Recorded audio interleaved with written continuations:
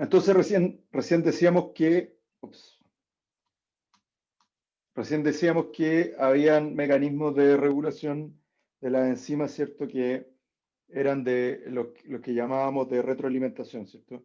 En estos puntos habían eh, generalmente partes, productos o intermediarios de la vía, ¿cierto? Que podían ejercer regulación de tipo positivo o tipo negativo sobre alguna enzima clave, ¿no? Dábamos el ejemplo, ya habíamos conversado, ¿cierto? Este caso de la vía de la aspirimidina, y también dimos este ejemplo de la vía de síntesis de la isoleucina, ¿no? Otro tipo de regulación de la actividad enzimática que es bastante común y que vamos a ver bastante,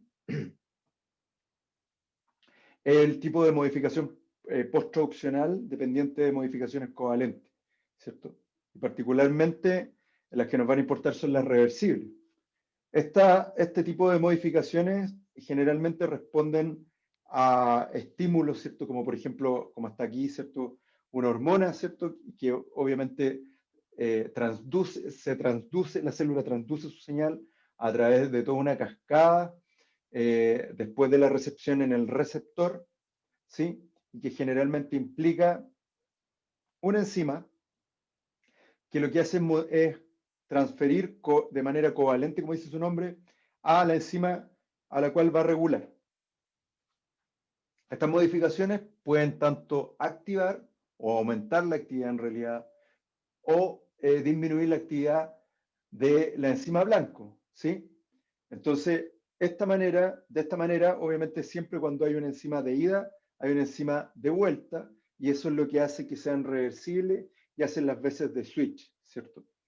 Desde el punto de vista de las modificaciones postproduccionales en general, de las que me estoy refiriendo ahora son de las reversibles, que son estas modificaciones químicas, pero también se puede hablar de que hay modificaciones irreversibles, como por ejemplo la proteólisis, ¿no? Que vamos a ver en un rato más, ¿sí? También funciona como una suerte de mecanismo regulatorio de la actividad enzimática, ¿sí? En el caso de las reversibles, estas modificaciones químicas, modificaciones covalentes, hay de distintos tipos, ¿sí? Que de hecho están acá. Son bastante variadas, como ustedes pueden ver. La más común o la más estudiada es la fosforilación, pero también tenemos, por ejemplo, la acetilación, la metilación, ¿dónde está la nitrosilación? Se me perdió. Pero básicamente la ubiquitinación, su modulación, etc. Y obviamente esto, como les decía, va a depender de cuál es el efecto sobre la enzima blanco, para saber qué es lo que realmente le hace a la enzima. Hay tanto activatorias como inhibitorias, ¿cierto? El punto acá es que obviamente hay un mundo mayor de modificaciones construccionales más allá de la fosforilación, ¿cierto? Que es como lo clásico que ustedes probablemente han visto en el curso de biología celular o desde el colegio, ¿no? De hecho, para que ustedes sepan, prácticamente todos los aminoácidos se pueden modificar químicamente, ¿sí? Y eso obviamente tiene repercusiones en la función de las proteínas en la célula, ¿no? Pero generalmente los que más vamos a estudiar o vamos a ver en el metabolismo intermediario son las cascadas dependientes de fosforilación, ¿sí? Esto solamente para mostrarle una tabla que, de nuevo, básicamente están involucrados en todo, ¿no? Y aquí hay algunas proteínas blanco en las cuales estas modificaciones construccionales regulan la actividad de estas proteínas, ¿cierto? Aquí, por ejemplo, la clásica es la glicógeno fosforilasa, ¿cierto? Que es dependiente de fosforilación, donde obviamente la molécula donante es el ATP, ¿cierto? Y la vamos a ver bastante, tengo entendido, en la siguiente clase cuando empecemos a ver metabolismo de los hidratos de carbono. Como les decía, estas modificaciones poststruccionales reversibles o modificaciones covalentes tienen una enzima forward o de ida y una reversa, ¿no? Y en el fondo la de ida o la forward, ¿cierto? Es la que transfiere el grupo donante y la otra es la que lo remueve. Y lo interesante es que por lo general estos grupos donantes son bastante sensibles al estatus metabólico de la célula. Un ejemplo clásico es el ATP. El ATP es el sustrato donante para las fosforilaciones en unas enzimas particulares que son las quinasas, ¿sí? Y esto obviamente, los niveles de ATP, obviamente van a depender del estado metabólico de la célula, ¿no? Algo interesante es que todas estas, para que ustedes sepan, ¿cierto? Todas estas transferencias de grupos donantes son dependientes de sustituciones nucleofílicas. Es otra razón más de por qué es importante saber química orgánica, ¿no? ¿Qué es lo que hace, en efecto, una modificación covalente desde el punto de vista de la regulación? Lo que hace es precisamente inducir o aumentar la sensibilidad del sistema. Esto yo no quiero que se lo aprendan de memoria, pero sí me interesa que lo entiendan, porque es probable que se enfrenten a esto en el futuro. Cuando recordando de nuevo el ejemplo de la mioglobina versus la hemoglobina, cuando tú comparas las curvas de saturación de estas dos proteínas, ¿cierto? Aquí abstraigámonos, olvidémonos un poquito de las diferencias, ¿cierto? Lo único que nos permite sugerir, y por qué estoy usando este ejemplo, es porque si tú comparas en el fondo de nuevo, hace una variación de, por ejemplo, de 10 a 40, o incluso lo que te sugiere acá, de 20 a 100, ¿cierto? Tú tienes un aumento solamente de aproximadamente un 40% de saturación de esta mioglobina, que es la monomérica, ¿no? Y que obedece una curva de este estilo. Sin embargo, una que obedece que tiene una curva sigmoidea, lo que tú tienes que al cambiar la misma diferencia, si te fijas, tiene una diferencia, un aumento en la saturación de un 80%. Por lo tanto, el segundo caso responde mucho mejor, maximiza la unión de oxígeno, ¿cierto? En función a la concentración. Esto es lo mismo que nosotros podríamos pensar, por ejemplo, para una enzima regulada alostérica, ¿no? Responde mucho mejor a las variaciones de concentración de sustrato. Bueno, aquí es donde entra el modelo, entra el modelo de ultrasensibilidad que les decía de Koshland, ¿sí? Que yo les decía, Daniel Koshland no solamente trabajó en este modelo de alosterismo, sino que también él introdujo el concepto de ultrasensibilidad. ¿Qué es lo que nos dice esta teoría o este modelo, el modelo dependiente de la ultrasensibilidad? Es que básicamente cuando tú tienes unos cambios equivalentes frente, los sistemas ultrasensibles tienden a responder de manera más exagerada, por decirlo así, al estímulo que un modelo no ultrasensible, ¿sí? Si ustedes lo piensan en una curva muy parada, con una pendiente mucho mayor, con un cambio muy leve, ustedes pasan de un estado prácticamente de baja actividad a uno de alta, ¿no? En cambio, necesitamos mucho más estímulo para lograr una respuesta máxima. Eso es precisamente lo que hacen las modificaciones poststruccionales en una proteína. Generan ultrasensibilidad. ¿Cómo lo hacen eso? De manera alostérica u ortostérica. Es decir, alostérica en otro sitio, ortostérica en el mismo sitio blanco, ¿no? Induciendo cambios conformacionales o bloqueando en algunos casos algunas actividades. Como les decía, el ejemplo clásico es el ejemplo de la fosforilación, que es la transferencia de un grupo fosfato, del fosfato gamma, ¿cierto? De esta molécula de ATP a residuos, por ejemplo, hidroxilo grupo hidroxilo, perdón, por ejemplo, residuos como la serina, la treonina, o bien la tirosina y en menor medida, pero ahí no son hidroxilos, ¿cierto? Sino aminos, la histidina, ¿no? Las principales, o sea, los primeros hallazgos en términos de la fosforilación, el punto de vista regulatorio, ¿cierto? Son de este matrimonio de los Cori, ¿cierto? Que descubrieron el tema de la glicógeno fosforilasa, ¿cierto? Que ya vamos a conversar y que vamos a conversar bastante en el resto de este curso. Pero básicamente aquí lo que les quiero decir es que hay la transferencia de un grupo, ustedes saben que tiene una carga negativa, como ven acá, grupo fosfato, se transfiere y eso es lo que va a hacer la magia de los efectos, ¿cierto? Sobre la proteína blanco.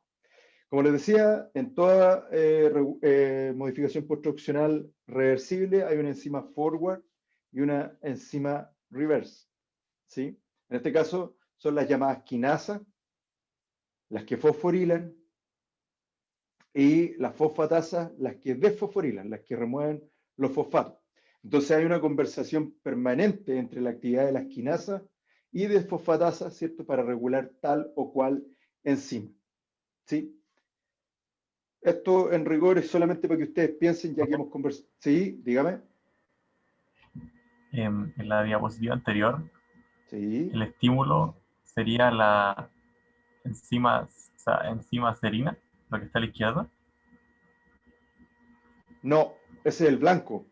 Lo que te decía es que los grupos fosfatos del fosfato gamma del ATP son transferidos por la quinasa a residuos, por ejemplo, de serina en este grupo, en el grupo hidroxilo, ¿te fijas? Aquí hay lo que hay en el fondo un ataque nucleofílico de este oxígeno sobre este fosfato y el fosfato, ¡pum!, se despega, ¿sí? Entonces esta es la serina blanco. En este caso la quinasa fosforila a esta enzima, ¿te fijas? Le transfiere el grupo fosfato. Y esta enzima es la que estaría siendo regulada, ¿se entiende? Claro, pero esa fosforilación solamente viene desencadenada porque llegó un estímulo anteriormente. Sí, probablemente, eso va a depender del caso de qué enzima. Pero eso no fue lo que me preguntaste, lo que me preguntaste es cuál de las dos es el blanco. Es que como en diapositiva anterior había dicho que había un estímulo, entonces me generó una confusión. Claro, en Como el la hormona. fondo, en el fondo lo que tienes que recordar de las clases de señalización, de transducción de señales, ¿cierto? Es que generalmente, si tú tienes, por ejemplo, un estímulo de una hormona, qué sé yo, un péptido o qué sé yo, un ligando que viene del extracelular, por ejemplo, recuerda tú que pueden haber receptores que son generalmente en la membrana, de eso estoy hablando, ¿cierto? Que lo que van a hacer es que van a gatillar una cascada de transducción de señales que va a generalmente aumentar segundos mensajeros. Podría ser calcio, podría ser AMP cíclico, podrían ser incluso lípidos, ¿cierto? Y IP3, podrían ser fosfatidilinositol, etc. O diacilglicerol. Y ese segundo mensajero va a activar o va a gatillar a alguna enzima, que en este caso, precisamente, si te fijas, es una quinasa. Te fijas, ahí está el ATP, APPP, TP, ¿sí? Y esta quinasa lo que está haciendo es fosforilar a esta enzima clave, ¿no? ¿Te fijas? Y en este caso, lo que podría ocurrir es que en el fondo hay una enzima que puede fosforilar u otra que puede desfosforilar, ¿no? O sea, a lo que voy es que pueden haber efectos inhibitorios o activatorios de quinasas sobre o de otras enzimas que modifiquen covalentemente a enzimas claves, sustratos, a su vez que son claves en el metabolismo intermediario. ¿Me entiendes? Sí, gracias. Ya, súper.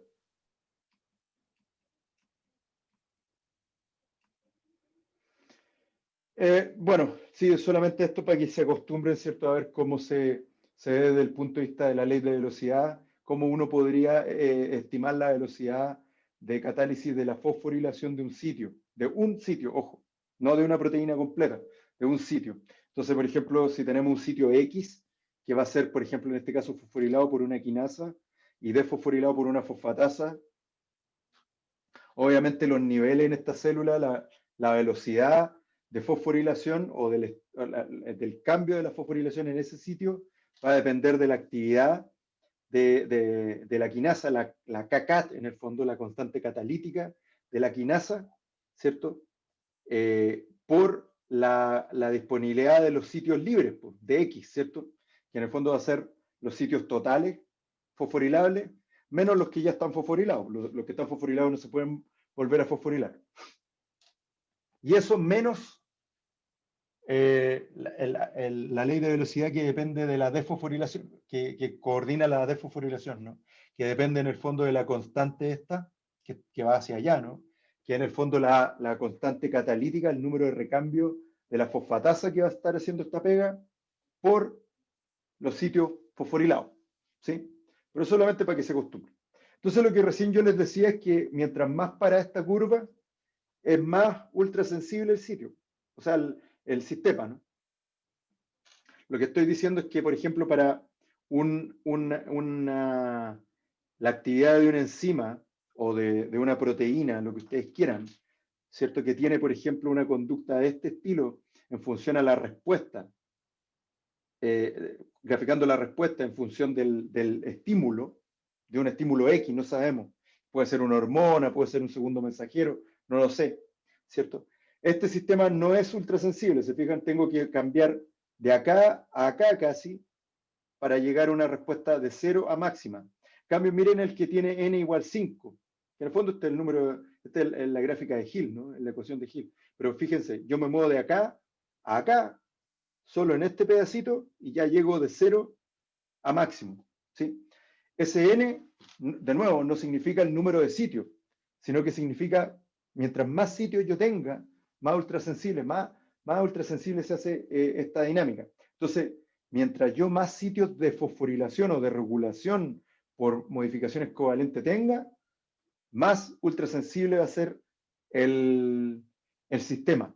Por ende, si esta enzima, a eso me refiero con el sistema, si esta enzima, que es en algún punto clave en el funcionamiento de una vía, tiene distintos sitios de modificaciones, lo más probable es que vaya a ser muy sensible, ultrasensible. Por lo tanto, cualquier perturbación, cualquier incremento en las fosforilaciones van a dar una respuesta frente al, eso me lo voy a saltar porque es mucho más complejo, a los cambios del estímulo, ¿cierto? Esto obviamente es el fundamento para que ustedes recuerden, esto lo tienen que repasar, que eso no es parte de este curso, eso es del curso de biología celular. Este tipo de mecanismo es el fundamento de los sistemas, en el fondo, de lo intrincado que son los sistemas de transducción de señal y cómo esto se coordina. Y lo que hay que pensar o lo que hay que entender al tiro es que esto no es solamente, o sea, por eso esto es muy parecido a lo que vemos en el metabolismo, a lo que ustedes deberían terminar siendo cuando lleguen a quinto. En el fondo deben integrar, ¿cierto? Todas estas vías de transducción se integran. La ubiquitina conversa con las fosforilaciones y las sumodilaciones conversan con las acetilaciones. Entonces, todas estas modificaciones posttraduccionales participan precisamente en los sistemas de comunicación y obviamente en el metabolismo intermediario. Recién yo les mencionaba un ejemplo, que era esta proteína, la glicógeno fosforilasa, que está acá su estructura, ¿cierto? Y esta enzima es la que cataliza la fosforilación del glicógeno, ¿cierto? En el fondo, y aquí convierte aquí glucosa 1-fosfato. ¿Sí? Y esta proteína lo que tiene un punto de regulación clave que es la serina 14.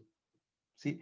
Ese solo sitio lo que hace en el fondo es convertir a esta enzima en lo que llamaron originalmente a la fosforilasa B, que es menos activa, no inactiva, a una versión de la fosforilasa A que es mucho más activa. ¿Sí? Y eso se debe precisamente a esto.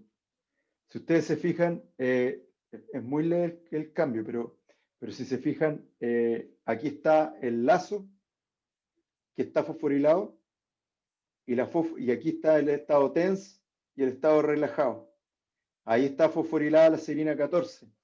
Y si se fijan, el lazo está aquí escondido y ¡pum! Se expone por fosforilación, por repulsión de carga, etc. ¿Sí? Y eso induce un cambio que es bastante leve, ¿cierto? Pero si se fijan bien, se fijan, por ejemplo, cambia eso, se va hacia atrás, ¿cierto? ¿Sí? Y eso es lo que favorece, en el fondo, que hace mucho más activa esta quinasa. Esto obviamente hace que esta enzima sea un punto de regulación y aquí solamente les dejo esto porque lo vamos a volver a ver, cómo se coordina precisamente gracias a la actividad de hormonas. Por ejemplo, aquí tienen el glucagón, la insulina, ¿cierto? Que regulan a su vez, como les decía, la PKA, la enzima, la quinasa dependiente de AMP cíclico, ¿cierto? Que potencia a través del aumento en los niveles de AMP cíclico por el receptor acoplado a proteína GS, aumenta la actividad de la PKA y eso lo que hace es que en el fondo aquí aumente la actividad de la fosforilasa quinasa, ¿sí? Y eso a su vez, en el fondo lo que hace es que la fosforilación aumente en el fondo la población en fosforilasa A, ¿no? Que era la más activa. Y a su vez, fíjense ustedes, la insulina activa o promueve la actividad de una fosfatasa, que es la PP1. Entonces aquí ustedes tienen fácilmente una quinasa y una fosfatasa, un par, ¿cierto?, de enzimas que regulan dinámicamente la actividad de esto. Cuando veamos el metabolismo de los hidratos de carbono, vamos a entender qué significancia tiene esto. Por ahora, solamente se los dejo como la actividad de quinasas y fosfatasas pueden coordinar la acción de hormonas, ¿cierto? A través, integrando obviamente lo que ustedes vieron en transducción de señales el primer semestre. ¿Qué otras enzimas se regulan por fosforilación, por ejemplo? Aquí ustedes tienen varias enzimas que son claves en el metabolismo, ¿cierto? Que son sensibles a fosforilación. Y aquí, fíjense ustedes, esto es algo importante. Yo les decía que hay fosforilaciones que tienden a ser activatorias y otras que son inhibitorias. Entonces, si se fijan, por ejemplo, aquí ustedes tienen la glicógeno fosforilasa, aumenta su actividad cuando está fosforilada. La citratoliasa, la fosforilasa B quinasa, esta enzima, la hidroximetilglutaril CoA reductasa, ¿cierto? Quinasa, etc. Sin embargo, fíjese usted, la acetil-CoA coenzima A carboxilasa es inhibida por fosforilación. ¿Se fijan? La glicógeno sintasa es inhibida por fosforilación, etc. Entonces, el mensaje acá es que hay que dejar de asociar fosforilación con activación. ¿Sí? O sea, la proteína se fosforila, se activa. No, hay fosforilaciones que de hecho son inactivatorias o inhibitorias, ¿cierto? Y eso es algo importante que hay que entender, ¿sí? Estos más ejemplos, pero en realidad no voy a seguir con el cuento. Olvidémonos de eso. Yo les decía finalmente que hay otro tipo de modificaciones postproduccionales que son irreversibles, que en el caso, por ejemplo, que en este caso pueden ser principalmente las proteólisis. La proteólisis ocurre en el fondo por ciertas enzimas que en el fondo son hidrolasas, que lo que hacen es cortar los enlaces peptídicos, ¿sí? Y obviamente si cortan los enlaces peptídicos, en el fondo se altera de inmediato la estructura primaria, ¿se acuerdan? Por ende, eso ya no se vuelve a pegar, no se vuelve a unir, ¿sí? Entonces es irreversible. Algo interesante es que hay grupos de enzimas cuya actividad depende precisamente de activación mediada por proteólisis, ¿sí? Y estos son, por ejemplo, los simógenos, ¿sí? Ustedes probablemente recuerdan los simógenos, ¿cierto?, del estómago y del páncreas. Y aquí ustedes tienen algunos, ¿no? Por ejemplo, el pepsinógeno, que es la enzima no activa, ¿cierto?, que no ha sido cortada y cuya enzima activa es la pepsina. O el quimiotripsinógeno, la quimiotripsina que vimos en la clase pasada, tripsinógeno, etc. ¿Sí? Y eso va a depender de qué tejido, ahí están los tejidos donde se secreta. ¿Cómo funciona esta magia? Bueno, lo que ocurre acá es que en el fondo, lo que en realidad se produce, se libera, son estos simógenos, que son estas proteasas inactivas, y cuando llegan al lugar donde, o cuando se necesitan activar en el fondo, lo que ocurre es que hay enzimas que en el fondo las procesan. Entonces, por ejemplo, pueden ser cosas tan sutiles como un solo corte que van a permanecer unidas mediante, por ejemplo, en este caso, puentes disulfuro, o ya lisa y llanamente cortes más groseros, ¿cierto? Más gruesos, ¿cierto? Que disminuyen de plano el tamaño de la enzima. Eso induce obviamente cambios conformacionales que exponen el sitio activo y que aumentan en el fondo la actividad, ¿sí? Algo interesante es que estas enzimas generalmente actúan como una suerte de tándem. Entonces, una peptidasa activa a otra y así subsecuentemente. Y esto lo interesante es que tiene que ver principalmente con la digestión, particularmente de grasas y de proteínas, ¿no? Así que van a ser bastante importantes en lo que es la nutrición, ¿sí? Y eso me parece que es todo lo que les quería contar hoy día. No sé si tienen consultas, tienen dudas, ¿hay algo que quieran preguntar? Profe, Dígame, Sebastián. Yo. La proteólisis también se vería en el caso de la apoptosis, ¿no? Con las caspasas. Claro, ese es un buen ejemplo. Sí, súper bien. Claro, claro. La diferencia es que ahí no tiene que ver con el metabolismo, ¿no? Por eso no está como ejemplo, pero súper bien. Ese es un muy buen ejemplo.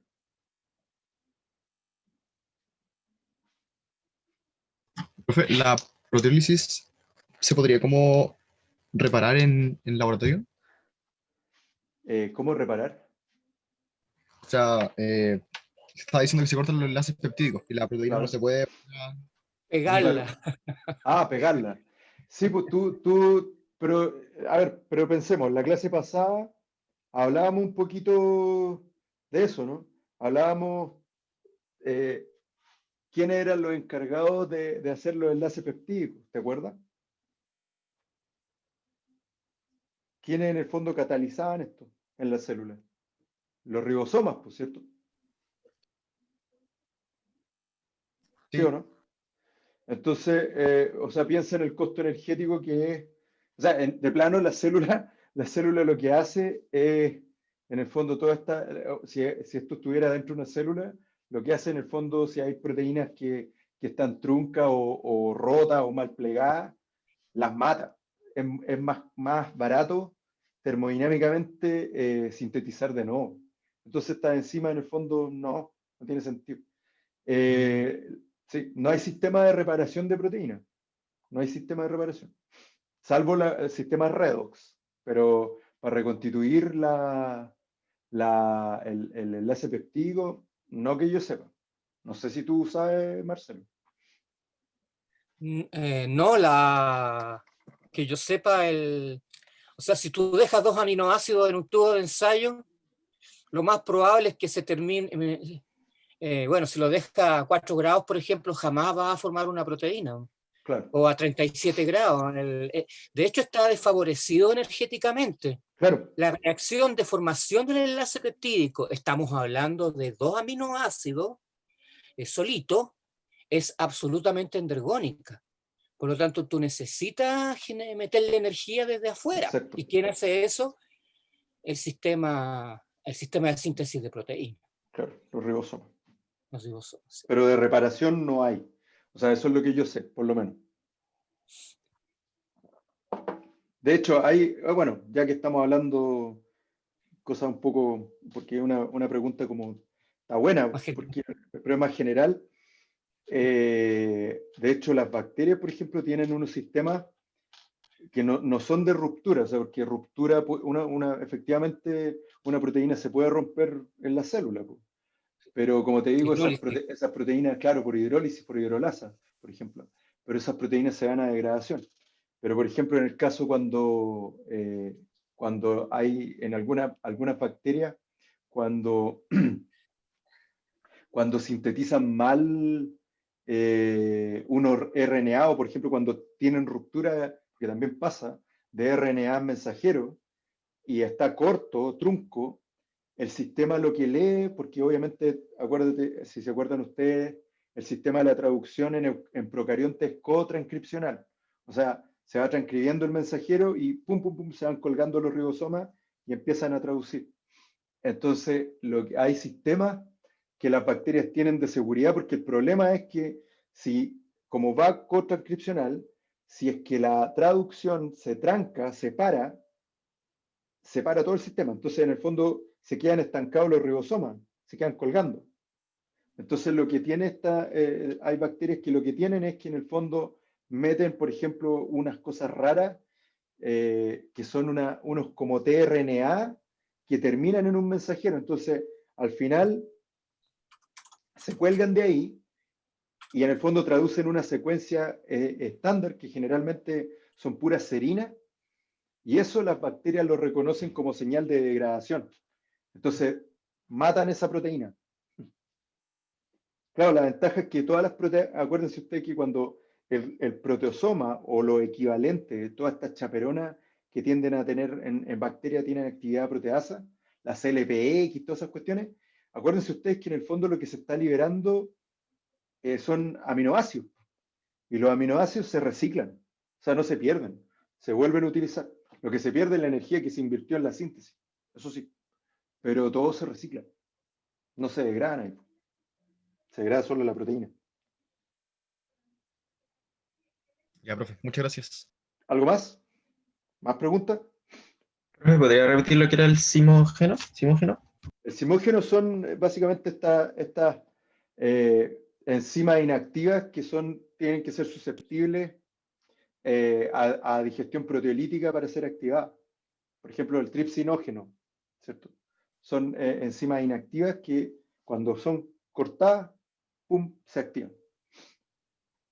¿Y tiene alguna relación con la apoenzima que usted dijo? Que usted había dicho al No. principio. No, porque la apoenzima lo que dijimos que era básicamente son las enzimas que tienen cofactores. Y la apoenzima lo que dijimos es que era la parte proteica de la enzima. Y cuando tú le ponías el cofactor, por ejemplo, en el caso, no sé, pues las DNA polimerasa que usan magnesio, le pones pum, magnesio, la holoenzima. Está funcional, activa. Vale, profe. ¿Más preguntas?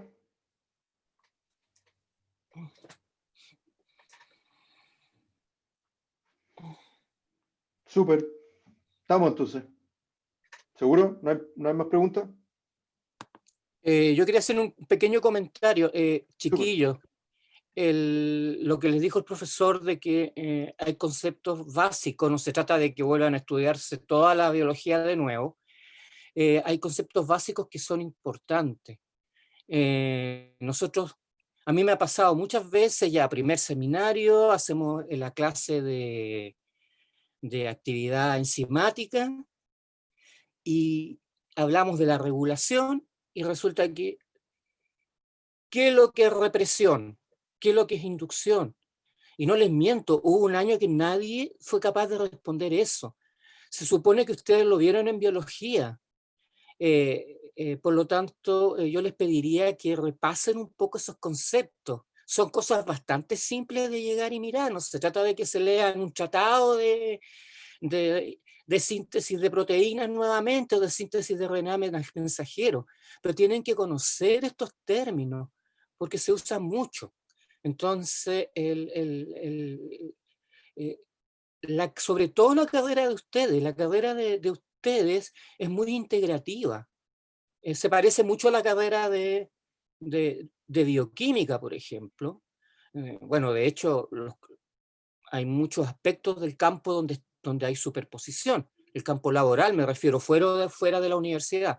Pero es importante que revisen esa terminología, que no los pillen en cuarto año con una pregunta de qué es inducción enzimática, o en el examen, porque en el examen que ustedes tienen es bien especial. Es un examen donde les preguntan de todo, les pueden preguntar de cualquier cosa. Entonces, yo sé que hay cosas que se les van a olvidar, los detalles se les van a olvidar, pero el término inducción enzimática, síntesis de RNA, transcripción, esas son cosas tan generales que no se les pueden olvidar. O sea, a una persona no se le puede olvidar lo que es transcripción si es que está metida en una carrera biológica, ¿no es cierto? Lo mismo pasa con el término represión, inducción enzimática. Miren esas cosas porque se usan mucho. Eso es lo único que quería decir. Voy a subir las listas de los grupos, así que para que estén más tranquilos. Genial. Para que se puedan juntar a preparar el seminario. También les voy a publicar la lista de los ejercicios del seminario, que en el fondo van a ser prácticamente todos. Así que no habría mucho que publicar también. Pero bueno, igual se los voy a indicar. ¿Más eso sería preguntas?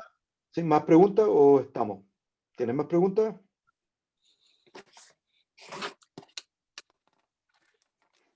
Súper. Nos vemos entonces el miércoles seminario, parece, ¿no? No, la próxima semana no tenemos seminario. Perdón, la subsiguiente. Ya, súper. Nos vemos entonces. Nos veremos en el futuro, Martí. Ya. Ya. Eso. Muchas gracias, Nos vemos. Óscar. Chao. Que estén bien. No, Gracias. profesor.